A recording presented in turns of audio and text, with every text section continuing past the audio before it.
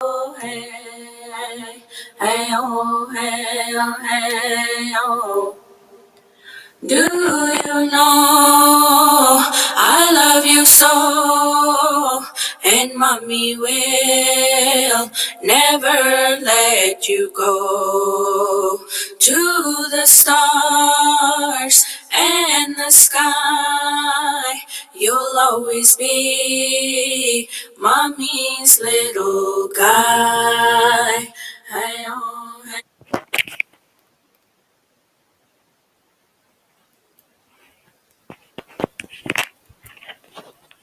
Indigenous women are very underrepresented in Canada's population, but very overrepresented in Canada's statistics regarding victims of crime.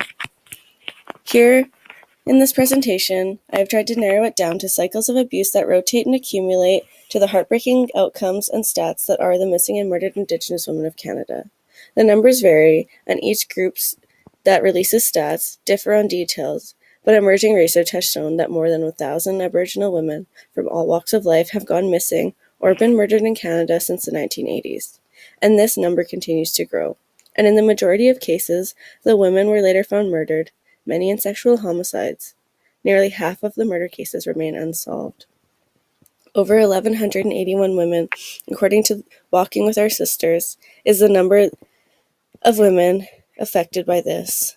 And this number does not just affect that. This number affects many thousand more. Those women had friends, parents, children, siblings, all of which were left behind. So why is this the case? Explorers touched land in Canada around 1531. Colonization followed around 1600. From the beginning, colonizers viewed the Indigenous women of the land as second-class citizens, often raping them and abusing them for their own pleasure, thinking it was a privilege of being a colonizer. The colonial cycle of abuse against Indigenous women began. This windmilled into Indigenous culture being pushed aside, alcohol introduced, and colonial dominance revoking any power the Indigenous groups once had. Fast forward almost 300 years, and in 1880, residential schools were created. The cycle of abuse of education began. These institutions literally and figuratively attempted to beat out Indigenous culture. Children were sent away from their families, unable to visit them, and in places where there was a sickeningly large amount of sexual and physical abuse. Worst of all, these schools were considered very liberal at the time, something that was considered a favor to the Indigenous children in order to teach them how to be white. You now had young males and females leaving school, broken and abused, trying to start their own families.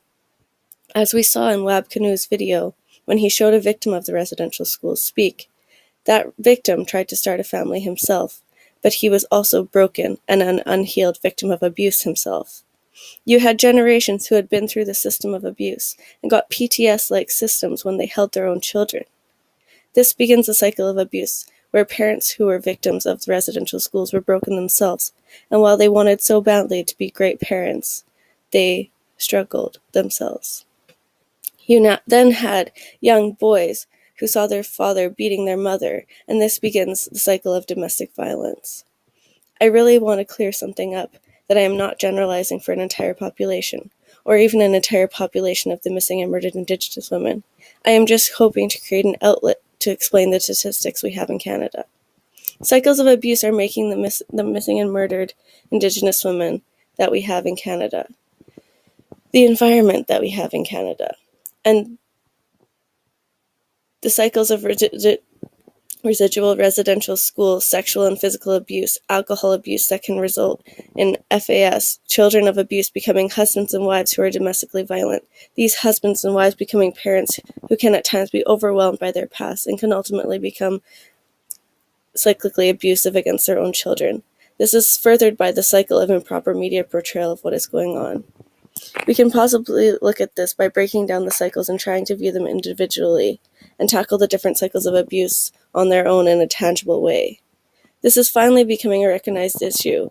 According to the CBC, the U.S. Human Rights Committee says a national inquiry should be called into the fact that Indigenous women and girls are disproportionately affected by life-threatening forms of violence, homicides, and disappearances.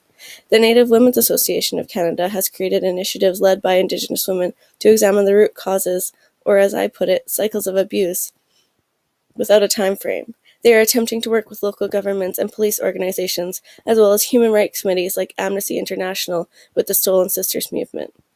Empowerment to break down these cycles can contribute to breaking down these statistics.